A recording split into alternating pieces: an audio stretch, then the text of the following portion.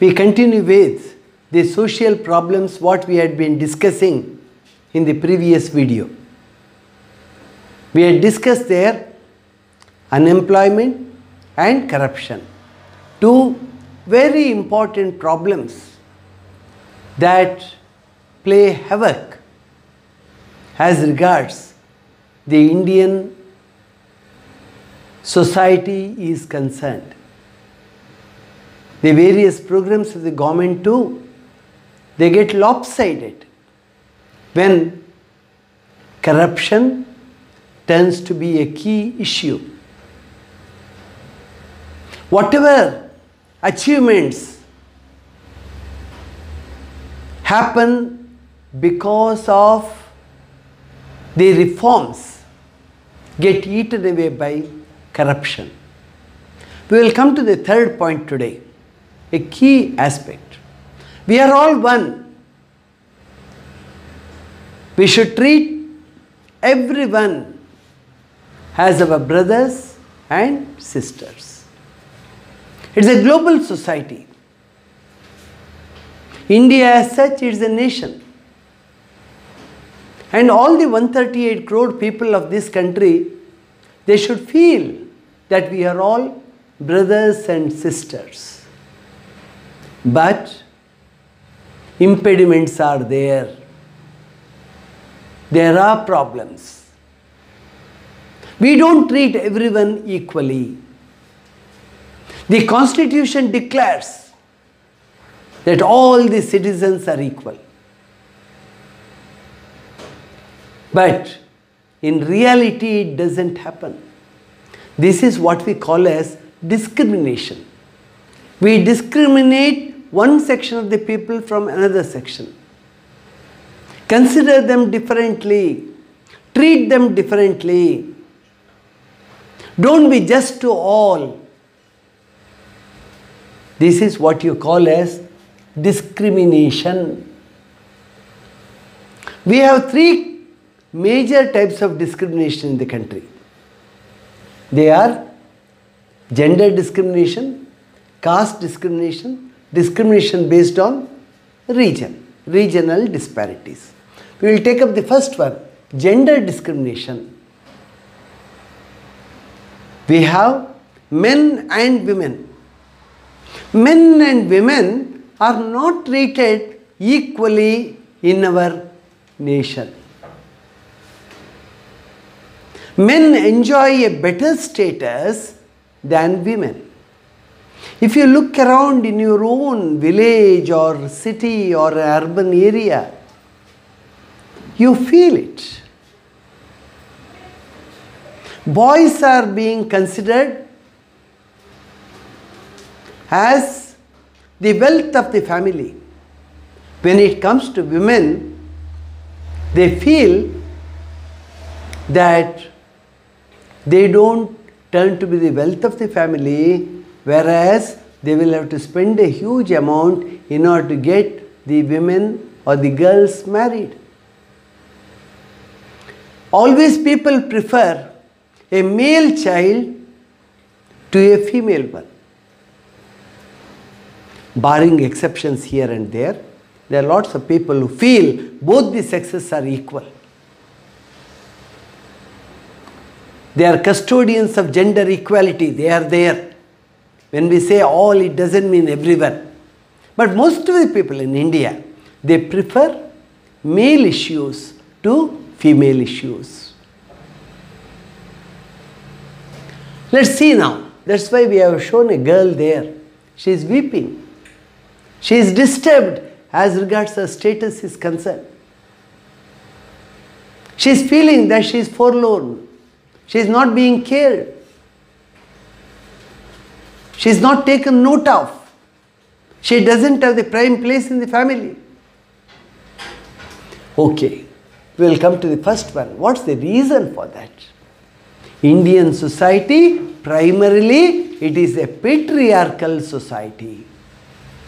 Patriarchal society is one where male is supreme. Family is run by a male member. not a female one. Such a society where father is considered to be important in the family is regarded as a patriarchal family. If the mother has that importance in the family, she rules it, then you call it as a matriarchal family. There are certain sects in the coastal area where mother is considered important, especially Bunts community.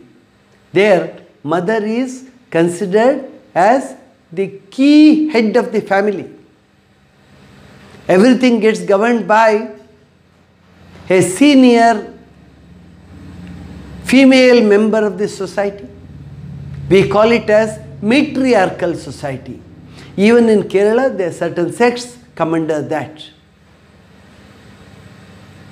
But slowly, these are receding to the background. So, patriarchal values, you see our entire history, you feel male members, men play a vital role in running the family. Responsibility will be on them, and usually the woman is confined to the family. She looks after cooking, she looks after the upkeep of the house, health of the children, making them grow up, providing them nutritious food. Yes, all these are taken care of. But family is managed, house is managed by a male member. This has cast its influence on the gender discrimination aspect too. Even the houses, you find male children are being taken more care. They are given more care. They are fed well.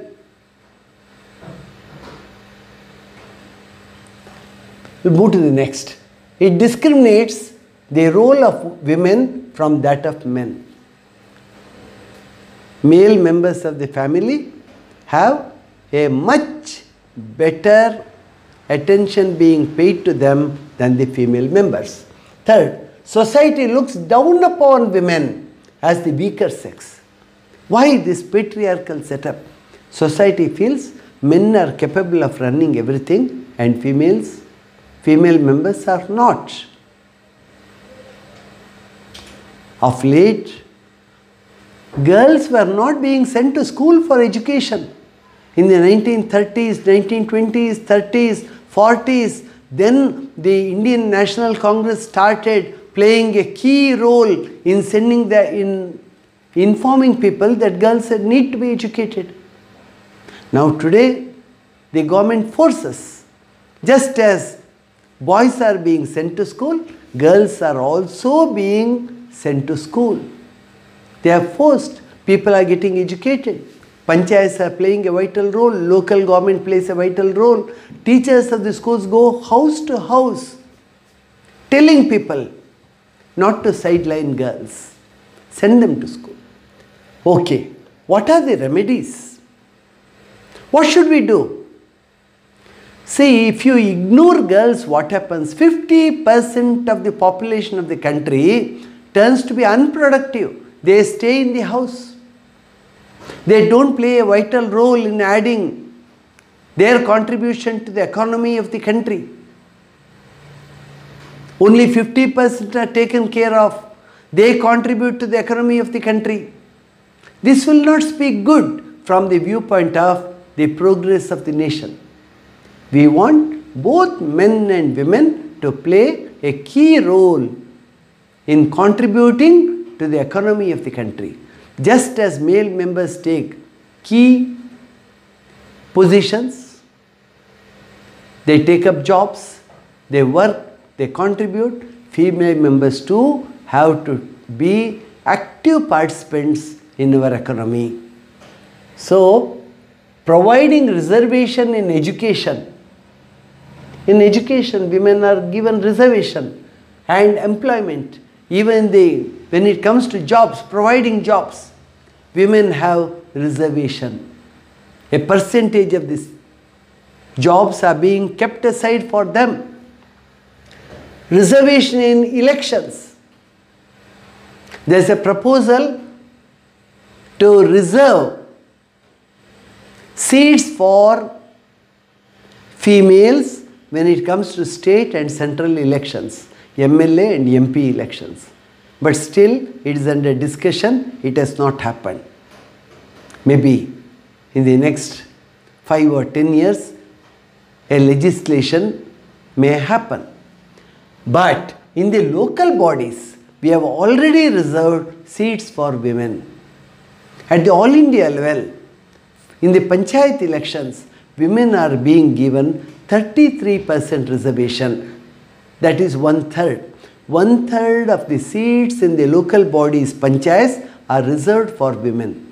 But in our state, Karnataka, 50% of the seats are reserved for women. Half the local body comprises of women, half the local body comprises of men.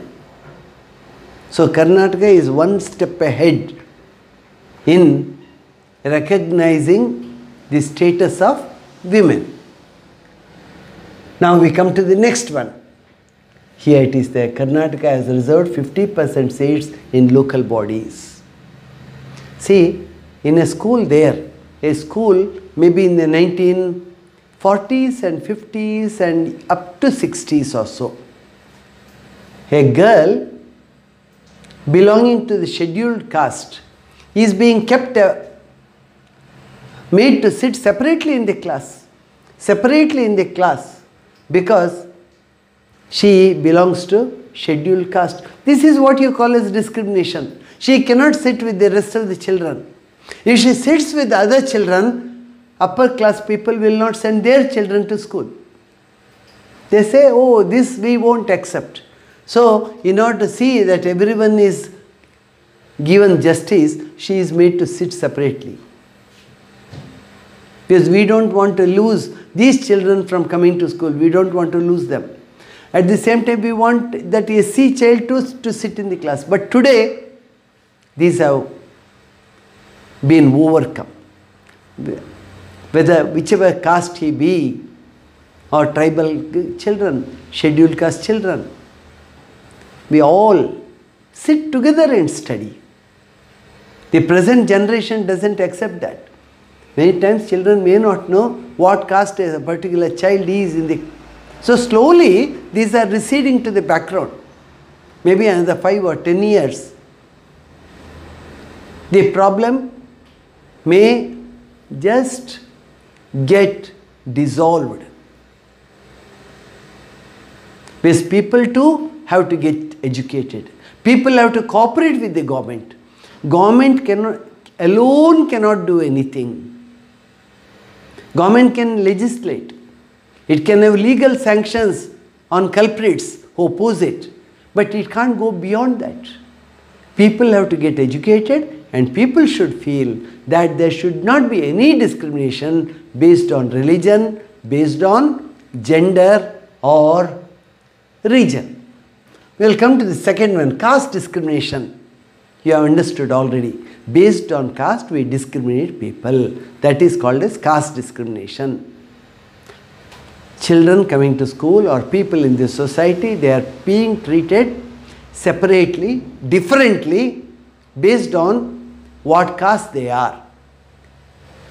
Now, what is it due to? How is that? There are so many castes in the country and there is discrimination. Historians and sociologists point at the Varna system which was prevalent in India in the historical period.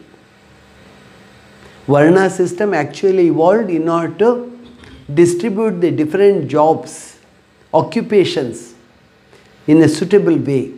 But slowly that turned into a caste system. Varna system slowly got reshaped, or it underwent certain changes within itself, and a very rigid caste system came into effect. To begin with, only 4 castes: Brahmins, Kshatriyas, Vaishyas and Shudras. But later on, lots of divisions there, they got set in. So we have a highly complex caste system in the country. In order to see that the nation moves ahead well, the caste system should not play a key role or a disastrous role in planning and paving the way for country's progress and development. There it should not become an impediment. It should not turn to be a hurdle in the path of the growth and progress of the country. We will come to the second. First one, ancient Varna system has given rise to caste system. Second one, the right for equality and freedom. Our Indian constitution, which has been framed under the leadership of Dr. B.R. Ambedkar, doesn't give any room for caste discrimination. There is no room for discrimination. There we say the right for equality and freedom. All are equal. All are free. There can't be a distinction from one group to the other based on caste. Untouchability cannot be there. If somebody practices untouchability, he is liable for punishment. He may be arrested and he may be tried and put in jail. So there is no room for these things from the viewpoint of the Constitution. Constitution is the Magna Carta. It is the most important document. Constitution has sanctioned equality, but it has to come to practice. No, it takes time. In villages, in backward regions, still caste system is in practice. That's how it has turned to be a hurdle for the progress of the country. We will take up the next. Society has to prepare itself to change the system. Constitution has brought in the change. Legal sanction has been given. But now people have to understand. And this philosophy has to be understood. It has to become one with our blood. We should feel that there is no meaning in the caste system. All are equal. Caste system should not turn to be a hurdle or a problem in the path of the growth and development of the country. Regional inequality. We will come to the third one. Regional inequality. See, ours is a big country, a vast one. Knowingly or unknowingly, for various reasons, there can be regional inequality. Various government projects are sanctioned. Certain parts of the country may not get the needed impetus. Their problems may not get identified. A railway line is required, it is not sanctioned. Schools are required, not done. Or a dam has to be constructed, it is ignored. Now regional disparity, people take it in different sense. For a long time within Karnataka, there was everyone accepted and felt there is a regional disparity between North Karnataka and South Karnataka. Then the government had to take steps. So regional inequality, discrimination based on region. Regional disparities pose a big challenge. Northeastern part of the country was not getting its share when it came to economic development for a very long time. Because they did not have the right leaders there to fight and get sanctions from the government. What happens? Over a long period of time, people may feel totally unhappy, and that may lead to a freedom struggle. They may ask for a separate nation in itself. They may try to get separated from the main integrated territory of India, Indian Republic. All these are possible in the long run. So, Constitution, the Government of India should see that regional disparities do not continue. All parts of the country have to be treated equally, have to be given the justice. People should feel that we have a government at the center, or we have governments in our states which do not provide any room for regional disparity. Second one, Constitution Article 371. See, an amendment was done in the Constitution, number of amendments were done. 371 A to J in our Indian Constitution pertain to the amendments with regard to aspects wherein we have to score over regional disparities. There is no room for regional disparity. So, equal distribution of wealth, equal attention to different parts of the country from the viewpoint of growth and development. Backward regions have got special status. Whichever part of the country was backward, they were taken note of and special provisions were made to uplift those societies. Third one, regional imbalances in Karnataka. I just gave you a clue then. North Karnataka versus South Karnataka. D.M. Nanjundappa committee was formed in 2002 because there was a hue and cry in North Karnataka saying that the capital is in Bangalore, and from Bangalore people who rule are not paying attention to the northern part of Karnataka. They are getting isolated. They are not cared for. Then Professor D.M. Nanjundappa committee was formed in 2002 to look into the problems arising from this disparity, whether it has happened, if it has happened, to what extent it has happened, how we can overcome it, in what all ways North Karnataka is being ignored by policy makers. Everything was studied. Then most backward regions in Karnataka have been accorded special status under Article 371J.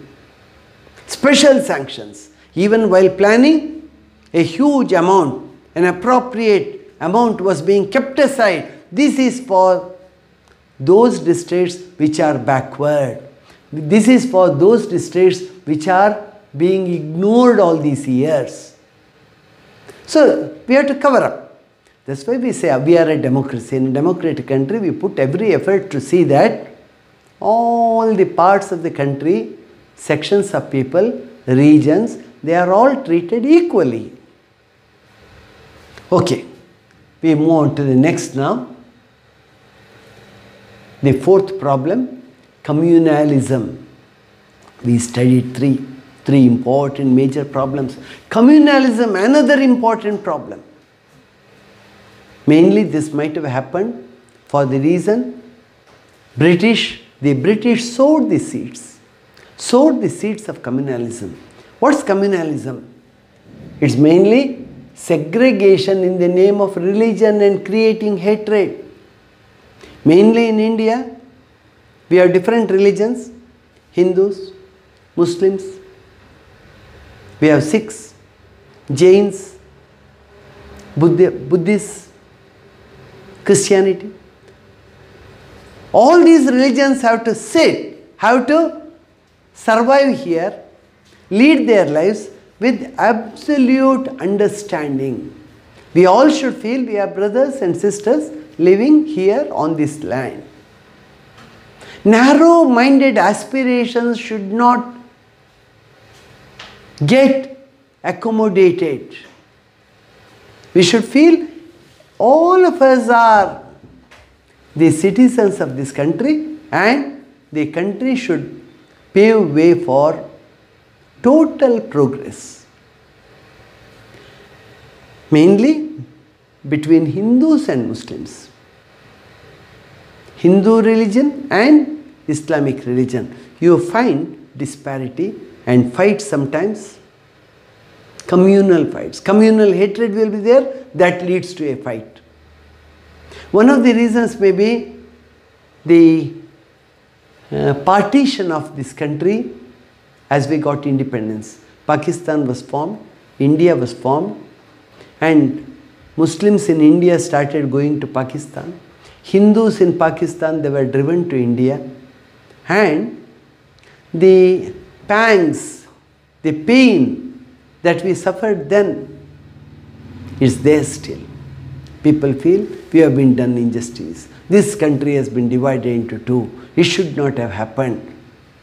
Muhammad Ali Jinnah is responsible for that because he raised the bogey of separation, two-nation theory.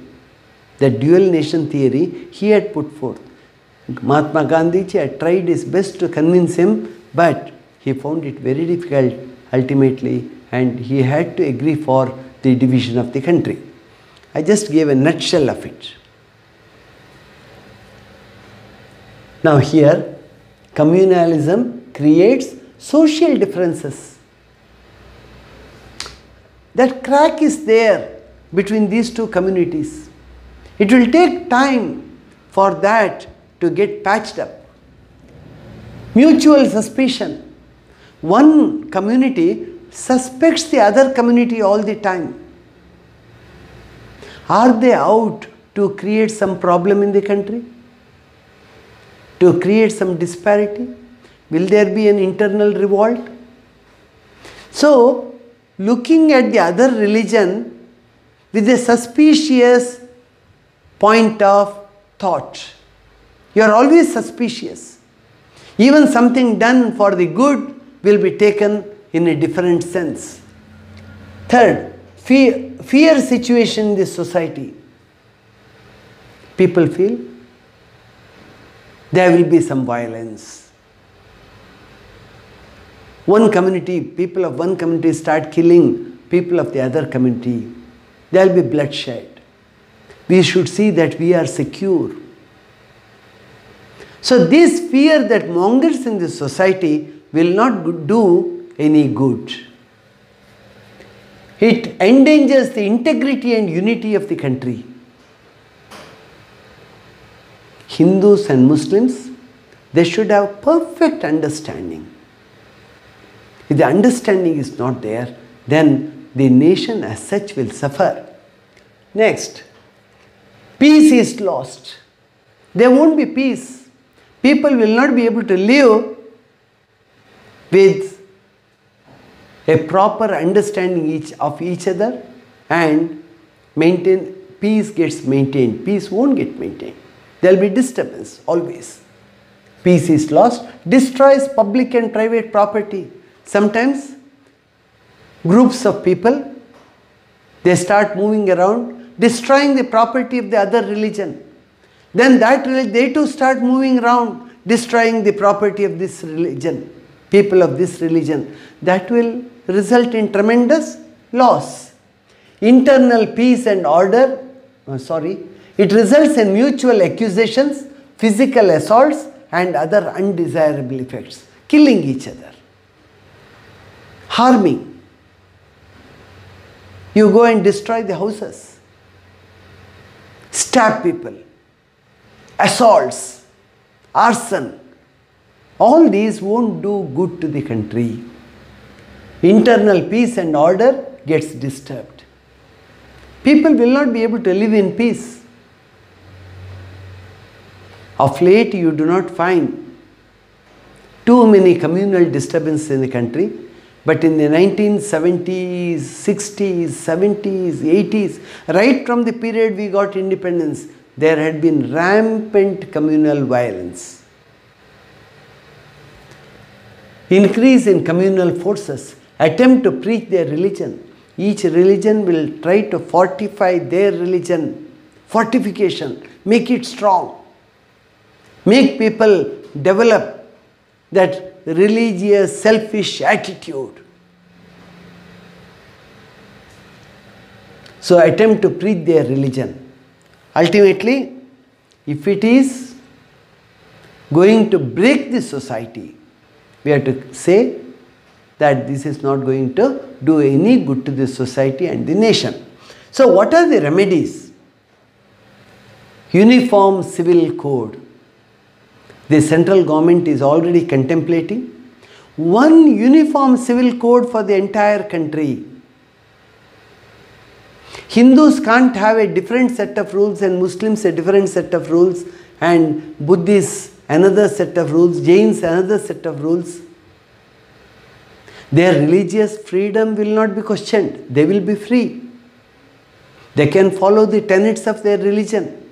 But when it comes to legalities, judicial aspects, execution of laws and the legal system in the country, there should be a uniform rule for all. It cannot be different from one religion to the other. Equality among all citizens. All citizens are equal. This understanding has to be driven into the minds of people. In schools and colleges, children or students have to be properly made to understand the importance of equality, fraternity, liberty. All these aspects we should understand. Unless we have respect for our constitution, we will not be able to exercise it in a proper fashion. Supporting secular values. We are a secular country. Pakistan and India got formed. Pakistan is not a secular country. They declared it's an Islamic country. That too must have created problem with regard to the regional peace. Lots of people in India time and again feel Pakistan should not have done that. Pakistan should have declared the government to be of a secular nature there too. One nation being secular, the other one being religion based will not do good because it's one subcontinent. People of India keep looking at Pakistan. Pakistan people there keep looking at India as to what is happening, how things are moving. Giving importance to national identity. Everyone in the country, whichever religion he is, he should feel nation first. Nation first. Everything comes next. He should feel proud to tell that he is an Indian. Indian first. His affiliation should not be to another country or to his religion, keeping national interests on the side. National interests cannot be sidelined. If nation survives, nation turns strong, all the people will be strong. They will be able to lead a healthy life. Developing healthy national thoughts. Commitment for a secular society. We all should be committed. We will be a secular society. This nation doesn't belong to any community or religion as such. It belongs to all the 138 crore people here. Let us live like brothers and sisters. Promoting equality, integrity, fraternity. Integrity means it's one nation. We won't allow this nation to get divided again. Fraternity, we are all brothers and sisters. And cultural diversity. You move from one state to the other, you see lot of diversity in the way we live. Our food habits, our language, our dress. We see a lot of differences. We should be able to respect the cultural aspects of other people. The diverse nature of people in this country itself is our strength. How diverse we are. How many languages are there. What all different kinds of dresses we wear. Customs, traditions. In spite of all these differences, we feel diversity is our strength. We are one nation, we are one strong nation. Democracy as such has been a great success in India in spite of all the problems we faced. Democracy is still functioning in India and it is bringing rich laurels to the government and the society as such. The largest democracy in the world is that of India, of our country. Here you have two drawings, very interesting cartoons there. The first one, you see a heap of bones there. Bones are of all those who have got killed in communal violence, maybe Muslims and Hindus. It's a heap of bones. There two skeletons are talking to each other. They are asking each other, are you a Muslim or a Hindu? The other skeleton asking, you are a Muslim or a Hindu? What were you earlier? Now, whether you are a Muslim or a Hindu, ultimately the situation is that it's a heap of bones. There you don't ask whether you are a Hindu or a Muslim. It doesn't mean anything. So stop killings. These killings do not make any sense. Stop killings in the name of religion. We won't be called a civilized society if we kill each other in the name of religion. We should understand. The next one. See, they are all uncultured people. And their motto, their principle is violence, hatred, kill, kill, kill. See, that's the situation. What kind of life do you lead? Ultimately, violence brings only pain. It brings pain. You will not be able to live with absolute peace, peace of mind. So that cartoon explains it very well, that aspect. We have to shun violence. In a democracy, there is no room for violence. Peace, we have to maintain peace at all costs. We will move to the next. Fifth problem. We discussed in the beginning, status of women. First, freedom fighters. See, we always say, what contribution did the women give to this country? If they have to contribute, you have to provide space too for that. Space is to be provided. Lots of freedom fighters. Maybe Jhansi Rani Lakshmibai, Kittur Rani Chennamma, or Annie Besant. If you go on enlisting, you get lots of them. Sarojini Naidu, she was the right hand of Mahatma Gandhi ji. After independence, again you find scores of them who have contributed to the progress of the country. So, you can't say women did not contribute anything. But today, we are providing education to women. Women are getting proper education. It has got the right impetus. And in the coming days, you find women contributing their might for the progress of this country. After independence, we had Srimati Indira Gandhi, who became the first Prime Minister of this country. Srimati Pratibha Patil, she became the first President of this country. We have many of them. See, Indira Gandhi, first woman Prime Minister. Pratibha Patil, first woman President of India.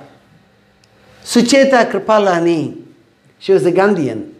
First woman Chief Minister. Sarojini Naidu, she became the first woman Governor. Vijayalakshmi Pandit, she was Jawaharlal Nehru's sister. She became the first woman President of the United Nations General Assembly. At the international level, she made her mark.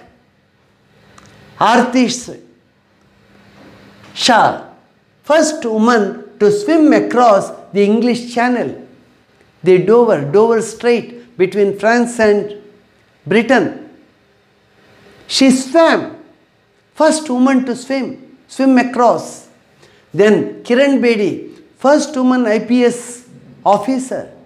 She made a big name across the country. Now she is the governor of Pondicherry. She is a great police officer. Kalpana Chawla, first Indian woman in space. Bachendri Pal, first woman to climb Mount Everest. Mary Kom, world boxing champion. I have named only a few. If you make a list, you can get scores of them. Today, women are contributing to a very great extent to the name and fame of this nation. They have not fallen behind. Okay, we will come to this. Social customs, poverty and illiteracy have kept the status of women low. Social customs. Many people in villages still feel women should not come out of the house. Their place is only within the constraints of the house. Okay, poverty. The poverty doesn't permit them. Maybe women cannot have higher education, or due to poverty they will not be able to think of anything big. Illiteracy. If they don't get the right education, how can they aspire to reach high positions in life? They need education. They have to be provided the education. Government of India is doing its best now. It will pay dividends over the coming decades. Women are entering almost each and every public sphere. You find them in the railways. You find them in the political field. You find them in the industrial field. They are there in the army. They are in the police force. Teachers, a large percentage of teachers, they are all women. Doctors, in the doctor's profession, medical profession, you find women. Women are entering each and every field now. The progress is on a big scale. It's a revolutionary change that is taking place in India. And people do accept women too have a right to enter each and every field. People do recognize. Especially in urban areas, it's open, very clear. In the villages too, people are understanding nowadays. Maybe the TV channels too are playing a vital role in this regard. And compulsory education that we have brought into force across the country too is paying rich dividends. Women and Child Development Department. A separate department has been formed in Government of India at the state and central level. What's that? Women and Child Development Department. That department focuses only on development of women and development of children.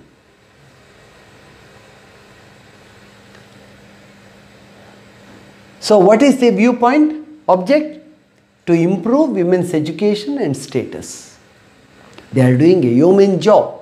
Women's health is of great importance. In order to see that women contribute well to nation's economy, you should see that they maintain good health. Health services to reach their doorsteps. Child marriages need to be curbed. In spite of law prohibiting child marriages are happening in villages in large numbers. 8-year, 9-year, 12-year-old children who would not have reached the marriageable age get married for various reasons. Their life is destroyed. Instead of enabling them to study and go for higher education, we are getting them married. They get pinned down to those villages. Their life is destroyed. Dowry Prohibition Act. Slowly, it is getting sidelined. If women get well educated, automatically the dowry will come to a halt. Because women will start planning their future on their own. Because of the disparity in the education and various other aspects that we are providing to women, keeping them at a low ebb, the dowry system is still in practice. To get a girl married, you have to pay in thousands and lakhs. But women, if they are educated well, automatically the dowry system will get scrapped. Compulsory education for women. Women have to get education, provide compulsory education. Till SSLC, they have to get compulsory education. They should be kept in schools. If they are kept in schools, automatically the possibility of these women getting married, girls getting married, won't be there. Because the school will come to know, the school will inform the government, the DC, the police, and automatically the marriage will not happen. Compulsory education of women, Stree Shakti program, SHGs. SHGs, it's a special program that the government has evolved for women. 10, 15 or 20 women in a road or 2 or 3 parallel roads in a village, they come together, they form a group. Many such groups get formed. Maybe in a village, 8 to 10 groups may get formed. Uneducated women are there. Educated women also will be there. They form a group. They cooperate with each other. The government will send its officials in order to educate them. They find out some area where they can work. They all get together during their free hours every day. Usually after food they will be free in the afternoon. Women can come together. They can stitch clothes, or they can stitch masks, or they can do embroidery work, or they can prepare beedies or something, or they can take up some job wherein pappadams are prepared or different food items are prepared. They are given guidance, they are given education, they are given training, and women as they work, government will arrange for market too. Their producers get sold out and they get money. And government will give them seed money. If they all contribute, say, about 100 rupees each, and 20 people contributing 2,000 rupees, government will give a seed money of 10,000 or 20,000 to see that the SHG functions.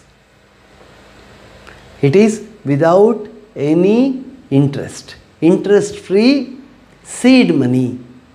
They will be able to utilize, and government officers will be there to take control of it, to keep an eye on the functioning of these Stree Shakti groups. Dharmasthala Kshetra, under them, under the Dharmasthala temple management,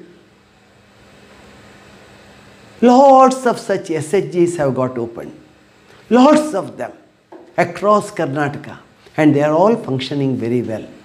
They are given guidance, they are giving the required suggestions, expertise, everything. They have to work on their own and build up their lives. This is one way of drawing the women out of the houses. They are confined to the houses, I said. You draw them out. And women insist, when these SHGs get formed, they discuss in the house and tell, I too want to go and join. They join. And they start earning. When they get some money in their hand, they become economically independent too. For their own expenses or for their kids' expenses, they will be able to spend from that. This empowering the women. SHGs are used to empower women. It's a big job being done by many private organizations and the government. You can try to collect more information about SHGs in your own village. Maybe your mother, your sister, somebody may be in the SHG. You will be able to get details from them as to how they function. It's very interesting.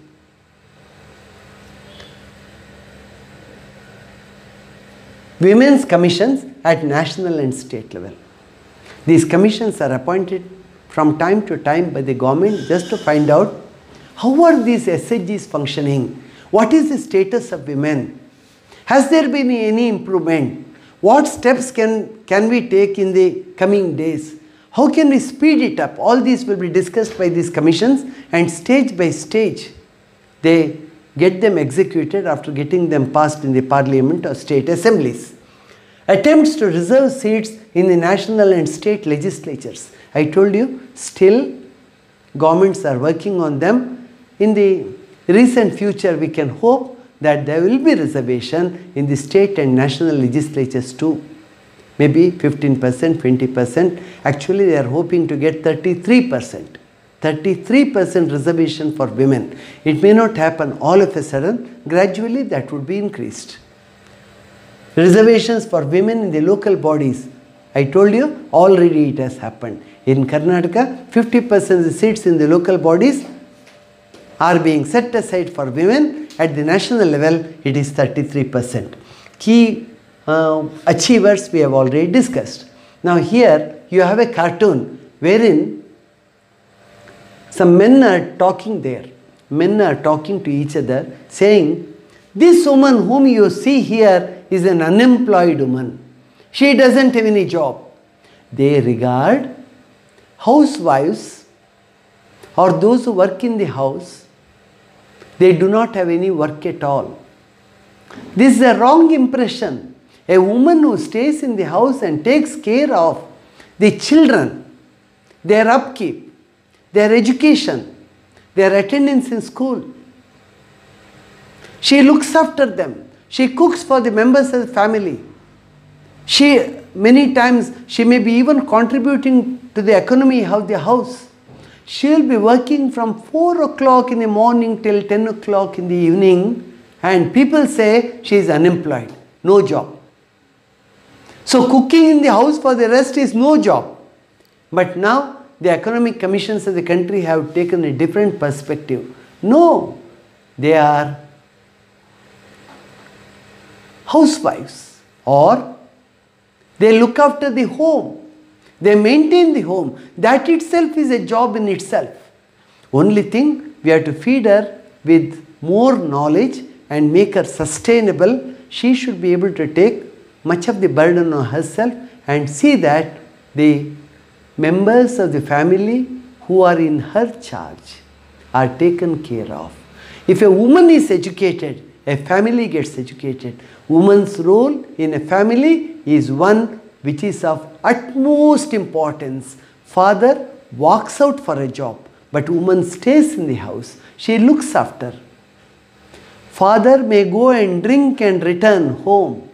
He may be an alcoholic, but mother will most probably, I feel, women do not become addicts to alcohol that easily because they have a greater responsibility thrust on them.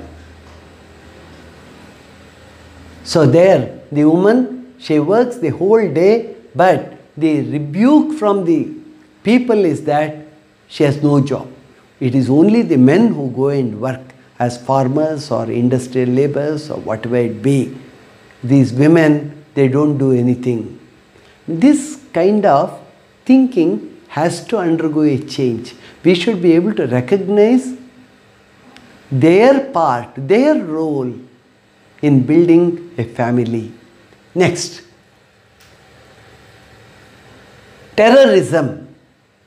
This is the last one we discussed, terrorism. We can call it as extremism too. Open the newspaper on any day, you find a city being bombed, some terrorists entering into a hotel, killing people there, or going and planting a bomb on a railway track,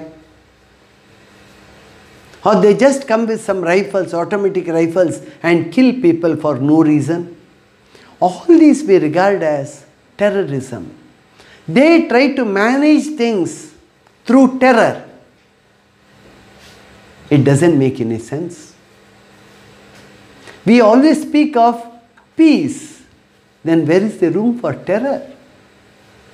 If you want something to happen, you have to do it by discussion.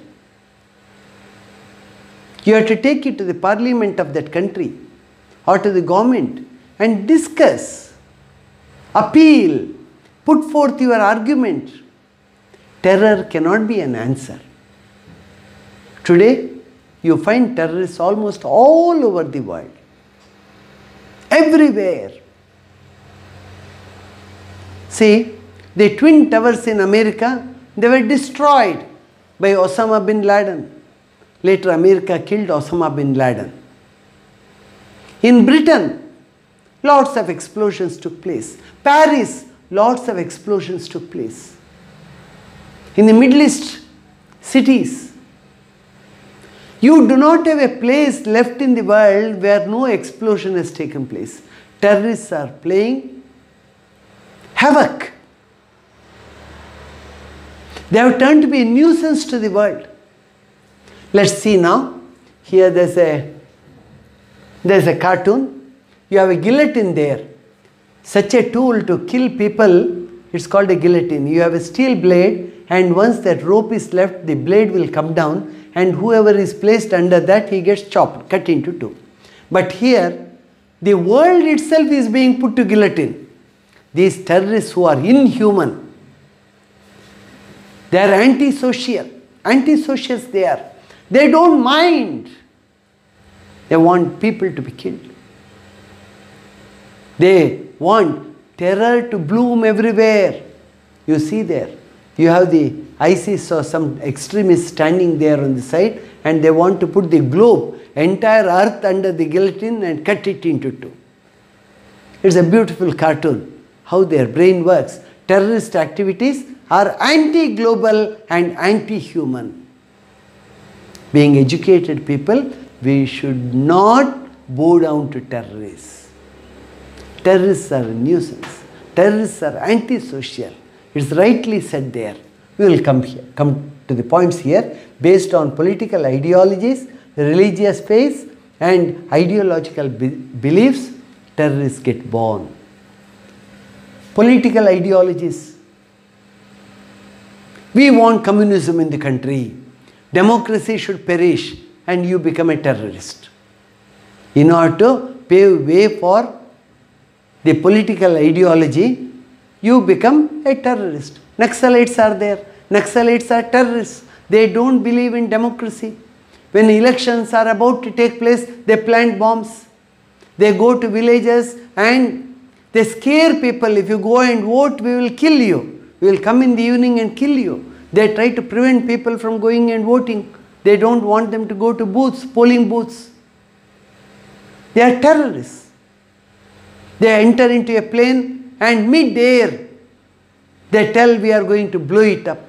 Then they take the plane to some city wherein they have friends, get the plane landed, take all the passengers as hostages, then ultimately they get sacked or killed, whatever it be. Then religious faiths. I told you, Hindus, Muslims, terrorism. In Kashmir we have seen.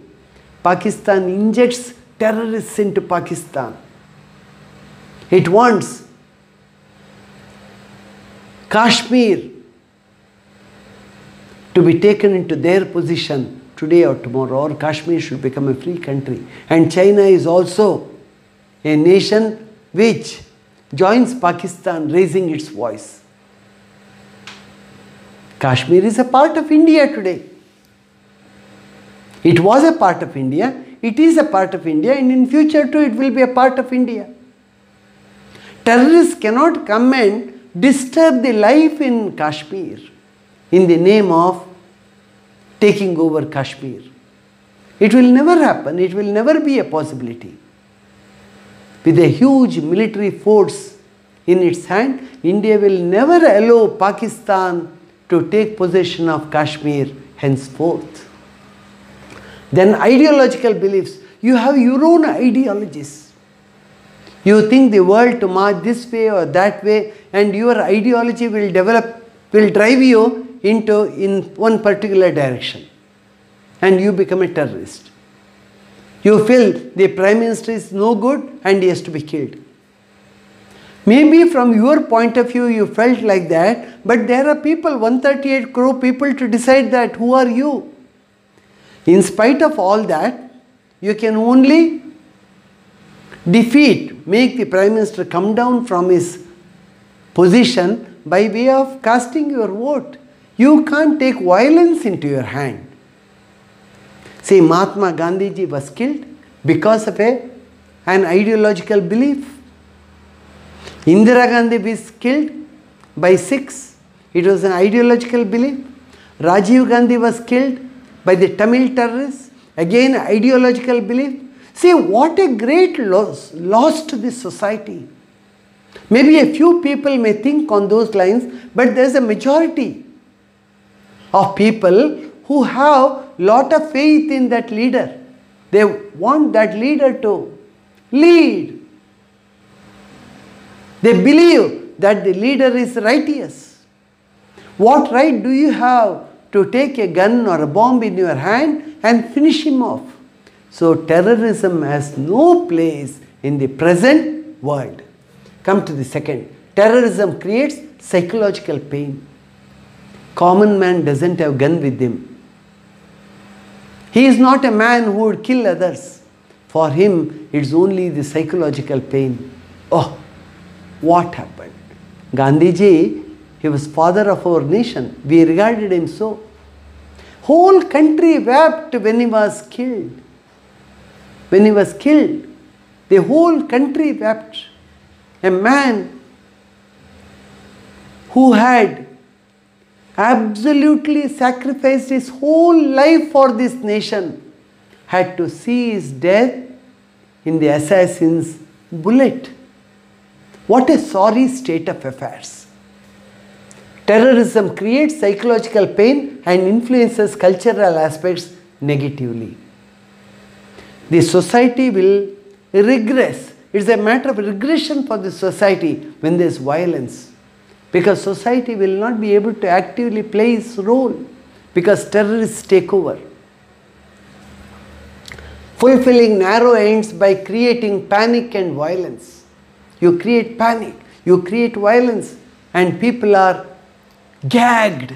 People will not be able to speak. They are afraid. They think that they too may get killed if they raise their voice. Organized crimes.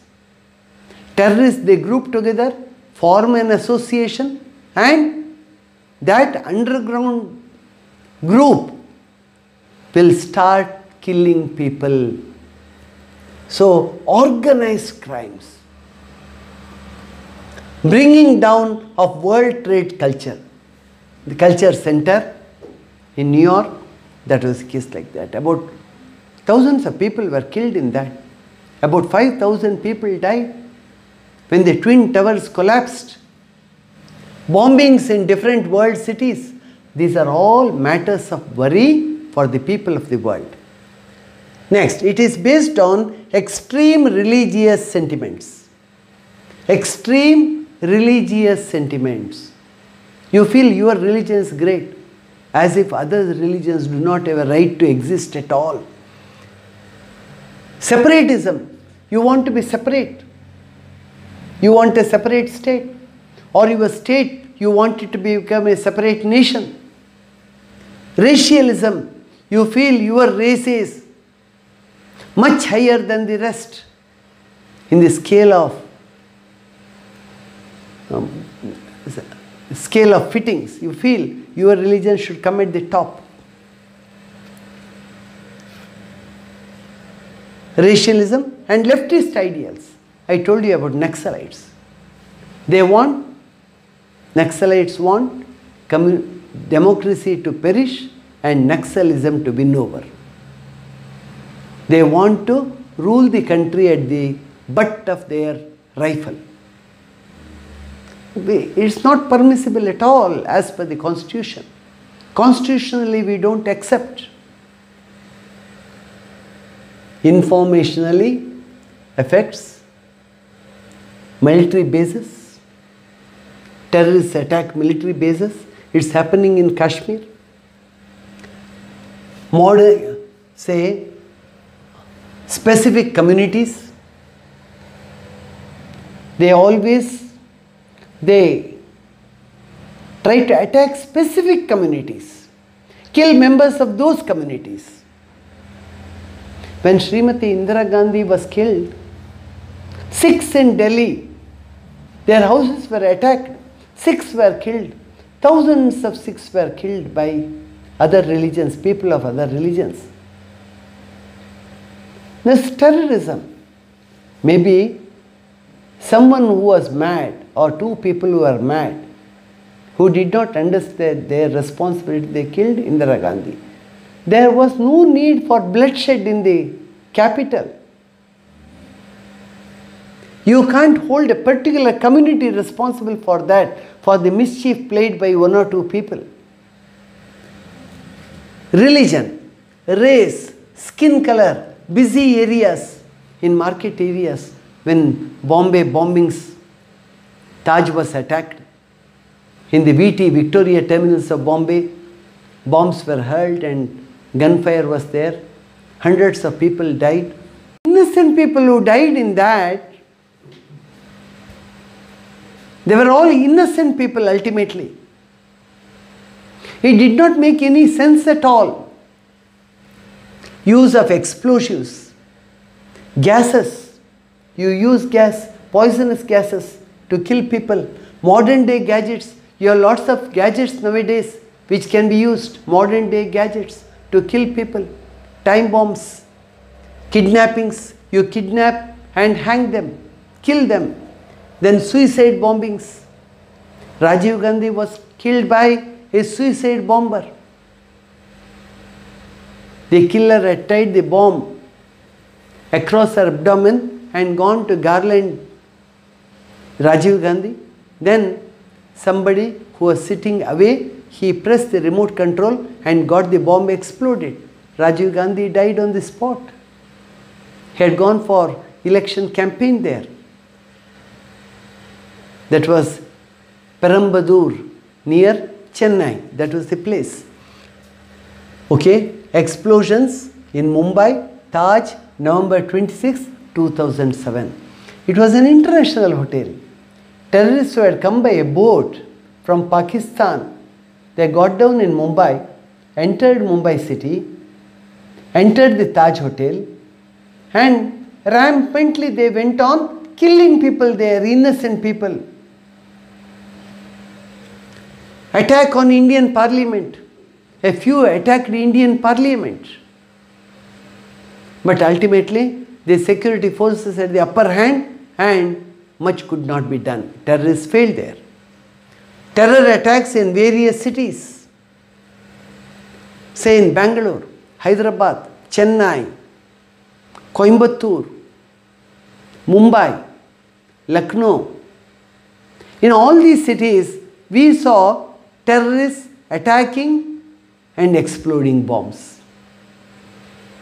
Ultimately, it is not going to pay way for any social contribution. The result is zero. They do not understand. Violence cannot get the right dividends. Terror attacks in various cities, Pakistan and China are aiding terrorism. All the terror activities that are happening in the country today mainly, they are aided by Pakistan, and China has its contribution too. India has taken a lot of initiatives in curbing terrorism, and as one appreciation from the world community, we are fighting against terrorism in our own way. In no way India supports terrorism. We have raised the voice even in the United Nations. We are putting our efforts incessantly to prevent terrorism in the country. Peace and love are greater than violence and hate. This is our belief. Now we will come to the last part, that is about the corporate institutions, corporate strategy. Here, It's not a social problem as such. A key issue to be discussed, to be understood by the citizens of the nation. Because we are all voters. As we have to vote, we should know what the problems of our country are. How can we build up a great nation? We should be able to think over and plan out. Now here, a group of administrative measure undertaken by a company to achieve premeditated targets. See, all companies, they always work hard to see that they earn huge profits. It may be a steel factory, an aluminum factory, or a factory which makes aeroplanes or railway bogies or medicines, whatever it be, or hotel industry. Everywhere you have key people who sit at the helm of affairs and plan out as to how they can lead that particular institution in the path of profit and achieve great profits by year end. So all companies and industries work in this direction. That's why you see there, see, vision, project management. A project is being put up. A company is coming up, or it is there from last 10 years. What is their vision? Vision is to work well, put up their best efforts and earn huge profits for the company. Development, they want to develop it. It's very good, they have to have that in mind. But they should not lose sight of the society around. They have a bounden duty to take care of the society around. Let us see to that. Globalized environment, modern technologies. Today, the companies do not confine to our nation, just our nation. They work on a global level. Almost all the progressive industries, they work for the entire world. The goods they bring out, they get sold out everywhere. They get exported. Exports and imports have become very common in the world market. All the countries are interdependent. Okay. Aim is to maximize profits of the company. Maximum profits. You should get as much profit as possible. You want a speedy development of that factory. The growth and development has to speed up. So all the directors pay their attention to this aspect. But this affects the people, the society and the country negatively. If all the directors are interested only in the development and progress of that industry, what should happen to the rest of the country? The industry survives there because people have appreciated, people have supported it. People's contribution is also there. Their shares may be there in that factory. The government too would have given land. The government would have sanctioned their plans, designs, they would have given the expertise. There will be lot of inputs from various angles which might have worked in making that particular factory or industry a giant one, a gigantic one. Hence, the same corporate companies can be employed to alleviate social problems. Somehow you should see companies that make huge profits, they do serve the community around. They do serve the community around. They cannot say, yeah, we run the factory, we have made wealth, the wealth is ours. The wealth belongs to the entire nation.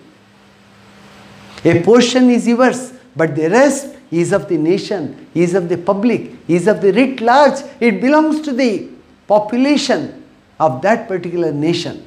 So, companies can be employed to alleviate, cure, pacify social problems. What are the problems? The nation is suffering from poverty, malnutrition. Children are not getting the right food, balanced food, health of people, health of 138 crore people, skill training. People have to be trained. Yesterday in last class we were discussing that. Skill training. People as they come out of the high schools or out of the vocational institutions, they would be trained from the viewpoint of skill development. We will be able to bring out outstanding products provided every employee is trained up from the skill angle. He should have expert training. Poverty, malnutrition, health, skill training. Now, from this angle, when you look at the factory, look at the industry, look at the institution, you are speaking of corporate social responsibilities. It is called a CSR. You are not earning profit just for yourself. You are earning profit for public good. You should be able to serve the society, do good to the society. Because this entire globe is one family, I told you. Our nation is one family. You can't carry all the wealth with you and move off. You belong to the entire society. That has to be remembered. Now that's why we say corporate companies. Companies where people have put their shares. There are corporate institutions. Lakhs of people would have put their shares. Social responsibility. You have social responsibilities. You have to care for the people around you. You have to care for the society. You can't live alone. It is called as CSR. See, the governments need to mandate such issues. Government has to pay its attention to see that wealth that is created is properly distributed among all. Wealth is created. That wealth doesn't belong only to a few. It belongs to the entire nation. All the people of the nation. We have a share in that. The company director should know it. Corporate strategies should be channelized. Government has to draw plans as to how the public wealth can be equally distributed among people. Wealth distribution in favor of societal growth. You see the corporate social responsibility. Different aspects are there. Goals. What are your goals? Long-term goals. Then your sincerity. How do you go about? Then responsibilities. Here you have your ethical part. No one need to tell you. You belong to the nation, you have to serve the people. Sustainability, resources. All these are various corporate social responsibilities. Every industry should always remember and know it belongs to the society. It has an important part to be played with regard to the upliftment of the society as a whole. They cannot isolate themselves and think whatever profit comes is of their own. No one has the right to ask. The society asks and you should be able to share. So that's how corporate strategy, government has to build up corporate strategy and it has to come out with proper legislation with regard to corporate social responsibilities, what you call as CSR. We have seen the problems of the country from many angles. You try to gather more information. In the newspapers, every day you will have one article or the other on social problems. Most of the news items that appear in newspapers, they pertain to our social problems. Just say, how does the government tackle them? How does it take up issue by issue and find remedies for them? As responsible citizens of the country, we should know and understand. Thank you.